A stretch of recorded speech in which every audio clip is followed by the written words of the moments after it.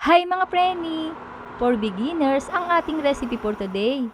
Dahil napakadali lang nitong sundan. Pero talaga namang napakasarap.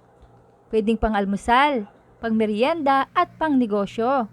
Kaya kung gusto mo ng perfectong texture ay gayahin mo na ang recipe kong ito. At sa isang bowl ay pagsamahin ang 2 cups all-purpose flour, 1½ tablespoon of baking powder, 4 tablespoon sugar. White ang gamit ko para mas makinis. Mix well until combined.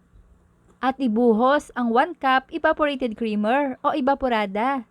Haluin lang at maglalagay ako ng 1 cup of water. Mix well until fully dissolve. Maglagay ng 4 na kutsara ng mantika. Haluing mabuti hanggang sa mag-combine. Dahil pag magandang pagkakahalo, syempre maganda ang kalalabasan ng ating hotcake. At hindi rin naman mawawala ang 2 large eggs. Large ang gamit ko para mas madami pa ito. At para sa kompletong listahan ng mga sangkap, ay panoorin ang video hanggang dulo. At ibuhos na natin ito sa flour mixture. At maglalagay ako ng lemon yellow food color. Ganitong color ang gamit ko dahil maganda ang pagka-yellow niya. Haluing mabuti hanggang sa maging smooth.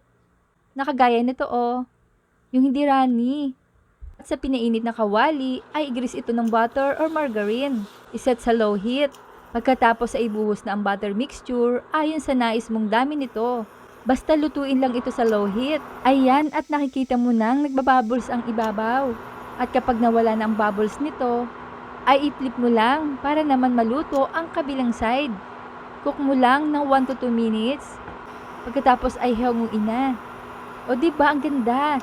At lutuin pa natin ang mga natitira pang butter. Basta sundan nyo lang ang ganitong process at hindi kayo papalpak mga preni. Super easy lang, diba? Diyaran! 13 pieces ang nagawa ko mga preni. At malalaki ito ha. Pangkain lang din kasi namin. At tingnan nyo, maumbok pa. At para mas masarap pa ang ating hotcake ay meron tayong mga pang-toppings na talaga namang best partner ng hotcake. Ang butter or margarine ay pwedeng-pwede dito. Ikaw na ang bahala kung anong nais mong gamitin na ilalagay dito. Pagkatapos sprinkle natin ng sugar. Ganyan lang mga preni, napaka-basic ng recipe, kaya talaga namang mapapaluto tayo na to. Pwede din namang wala ng toppings kasi masarap na ito at may lasa na din naman. At wow, ang ganda, perfect. Pwedeng-pwedeng ipang negosyo talaga. At mas bet ko talaga ang hotcake kaysa pancake. Kayo ba? Tingnan nyo ang texture mga preni at hindi siya medyo gummy, kundi super fluffy. Ayan ang ganda ng texture, 'di ba? Try nyo rin.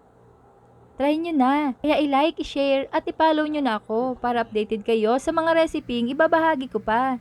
Huwag kalimutan, cook with love. Thanks for watching. Bye-bye!